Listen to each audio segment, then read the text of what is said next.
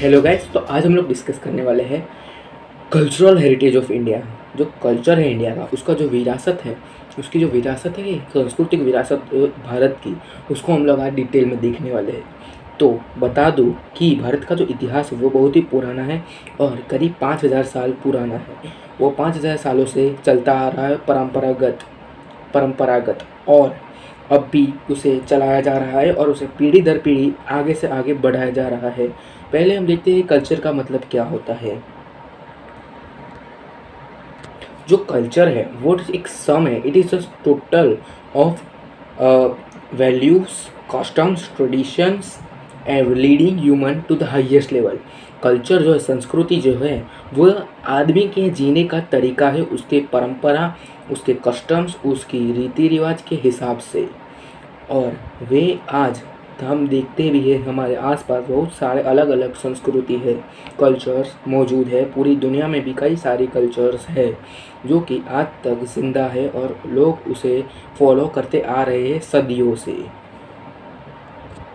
अब जो इंडिया है उसका जो कल्चर है वो बहुत ही रिच है और बहुत ही वेरिड है, मतलब बहुत ही वो अनोखा है। इसका जो इंडिया की जो विरासत है वो बहुत ही अनोखी है। यहाँ पर जो हेरिटेज है वो दो पार्ट्स में डिवाइड किया गया है, नेचुरल और कल्चरल हेरिटेज। हम अपने प्लेज रहते हैं स्कूल में, तब हम बोलते हैं कि I love my country and I am proud of it rich and varied heritage.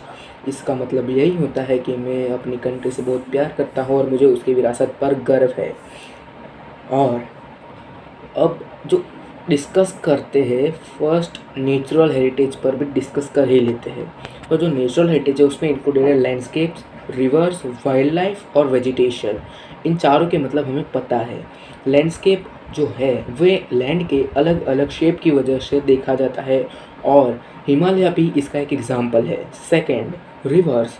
Reverse बहुत ही एंशियंट टाइम से इंडिया को मदद करती आ रही है और आज भी हम इरिगेशन और कुछ और मतलब वाटर नीडेड जो भी काम होते हैं उसमें हम लोग वाटर को यूज़ करते हैं। और मैन जो है वो इंडिपेंडेंट है इंडस्ट्रीज शुरू करने के लिए, नदिया के नज़दीक वो इंडस्ट्रीज़ में वाटर यूज़ कर सकते हैं। और थर्ड है वाइल्ड लाइफ। हम लोग जानते हैं कि इंडिया में अभी बहुत से एनिमल्स जीवित है और उनकी जो स्पीशीज है वो अभी तक इंडिया में अवेलेबल है, जो कि पूरे एशिया से गायब हो चुकी है। अब एशियाटिक लायन सिर्फ और सिर्फ गिर गुजरात में ही बचे हैं। मैं भी गुजरात का हूँ इसलिए मुझे पता है और पूरे भारत को भी यह पता होगा। और बहुत सारे जानवर जैसे कि टाइगर, बफेलो, डियर, बियर और स्क्विरल्स, लिजर्ड्स और भी स्नेक्स, पाइथन्स, ये सारी जो स्पीशीज़ है वो इंडिया में फाउंड होती है और थी अलग अलग रीजन्स में। और इनको हमने बचाने के लिए कई सारे प्रोजेक्ट्स और कई सारी देखभाल की है और इसको हम लोगों ने रिलीजियस मैटर पर अलग अलग देवी देवताओं के वाहन के रूप में भी देखा है। अब बात करते हैं वेजिटेशन की। वेजिटेशन में यह सब इंक्लूडेड है कि जो भी फार्मिंग होता है उसमें से हम जो भी क्रॉप्स लेते हैं यह सब उसमें इंक्लूडेड है और हम लोग आज तक उसे यूज़ करते आ रहे हैं एंशियंट टाइम से। और उसमें फ्लावर्स, ट्रीज, प्लांट्स वो सब भी इंक्लूडेड है और सब कुछ भारत में अवेलेबल है। और यही फ्लावर्स और प्लांट्स ने हमारी लाइफ को प्रॉस्परस, फ्रेग्रेंट और हेल्पफुल बनाया है। यही हमें ऑक्सीजन देते हैं, हमें खुशबू देते हैं और हमारी लाइफ आज प्रॉस्परस यानी कि सेटिस्फाई है, जिसकी वजह से आज हमारी पृथ्वी भी बहुत ही सुंदर दिखती है। अब बात करते हैं फाइनल पॉइंट हमारा जो है कल्चरल हेरिटेज ऑफ इंडिया की। अब कल्चरल हेरिटेज जो कि बहुत ही पुराने समय का है, हमारी जो संस्कृति है वो बहुत ही पुराने समय की है और वे पहले जो आई थी, जो भी ट्राइब्स थे, आर्यंस, द्रविड्स, यह सब ने इसका खोज की थी, जिसकी मैं आगे आपके साथ डिस्कस करता हूँ। लेकिन पहले देख लेते हैं कल्चरल हेरिटेज ऑफ इंडिया।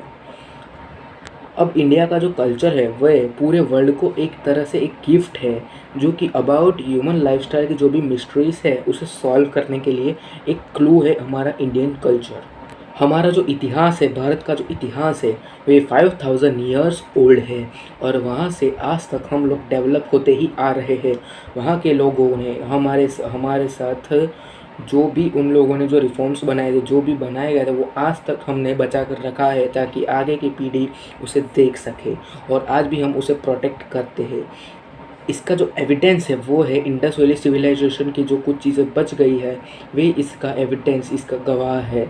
इतिहास इस चीज़ की गवाह है कि हम लोग आज तक इन लोगों से इन चीज़ों को हम लोग संभाल के रखे हुए हैं और उसे भी हमें दिखाना चाहते हैं अगली पीढ़ी को, ताकि लोग जान सके कि हमारे पुराने तरह के लोग कैसे और किस तरह से रहते थे और उनकी खोज भी क्या थी। आज भी ऐसी कई जगह है जहाँ पे ऐसे ओल्ड रिफॉर्म्स और एंशिएंट रिफॉर्म्स हमें देखने को मिल जाते हैं, जैसे कि इंडस वैली सिविलाइजेशन जो था, मोहनजोदारो, वहाँ पे अलग अलग रिफॉर्म्स मिल जाते हैं देखने को। जब हम इन सब को देखते हैं तो हमें हमारे इंडियन कल्चर बहुत ही गर्व और ग्लैड फील होती है। अगर हमें इनके कुछ एग्जांपल्स चाहिए तो वो है 4 हेडेड लायंस, गौतम बुद्धा की वे मूर्ति जिसमें वो मेडिटेटिव फॉर्म में बैठे हैं, एक बियर्डेड मैन का स्टैच्यू जो कि आप फोटो में देख सकते हैं। यह बहुत ही पुराना स्कल्पचर है और बहुत ही सारे अलग अलग ऐसे रिलीजियस प्लेसेस इंडिया में आज भी अवेलेबल है, जहाँ पर हम लोग इन एंशिएंट चीज़ों को बहुत ही ध्यान से परख सकते हैं।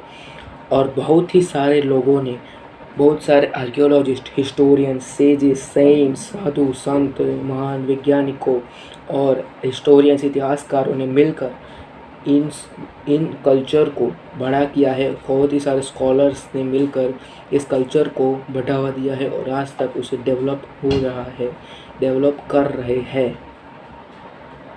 आज ऐसे कुछ जो प्लेसेस हमारे पास बचे हुए हैं वो है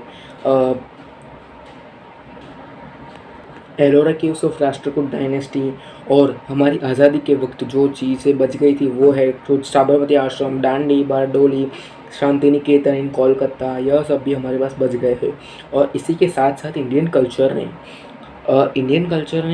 बहुत ही सारी चीज़ें जैसे कि युद्ध शास्त्र, वास्तुशास्त्र, जूलॉजी, बोटनी और ऐसी कुछ बहुत ही ज़्यादा चीज़ों हैं, जैसे कि मैथमेटिक्स, डिस्कवरी ऑफ ज़ीरो, जो कि भारत में ही डिस्कवरी ऑफ ज़ीरो हुई थी, आर्यभट्ट के द्वारा ज़ीरो को खोजा गया था इंडिया में ही बहुत ही पुराने टाइम में। और इतना ही नहीं, एस्ट्रोनॉमी, लिटरेचर, जुडिशरी और इन सब मामलों में भी इंडिया उस समय बहुत ही आगे था और वहाँ के लोग बहुत ही होशियार हुआ करते थे, जिन्होंने Indus valley civilization, Sindhu valley civilization, Mohenjodaro जैसी जगहों पर अपनी चीज़ें बनाई थी। इसके कुछ एग्जांपल्स है जो कि स्तूपास आज अवेलेबल है, स्तूपास, टॉम्स, किले, टॉम जो कि है बहुत ही अलग अलग लोगों के, यहाँ से कुछ 500 साल पुराने, और हमारे पास तो हज़ारों साल पुराने भी चीज़ें पड़ी है आज तक भारत के पास, और उसे हम लोग प्रिजर्व करते हैं। और हर एक इंडियन की ये मोरल ड्यूटी बनती है कि हम उसे प्रोटेक्ट करें और उसे हार्म ना करें। यह कॉन्स्टिट्यूशन का एक रूल भी है जो कि सेक्शन 51 में डिस्क्राइब किया गया है कि हमें अपने नेचुरल और कल्चरल हेरिटेज को डिस्ट्रॉय नहीं करना चाहिए और हिस्टोरिकल प्लेसेस की जो महत्व है उसे तोड़ना फोड़ना नहीं चाहिए, ताकि आने वाली पीढ़ी उसे अच्छे से देख सके और अपनी संस्कृति को समझ सके। तो यही थी इंडिया की कल्चरल इन्फॉर्मेशन। अगर आपको ये वीडियो अच्छा लगा हो तो लाइक ज़रूर करें और मिलते हैं आपको अगले वीडियो में। धन्यवाद।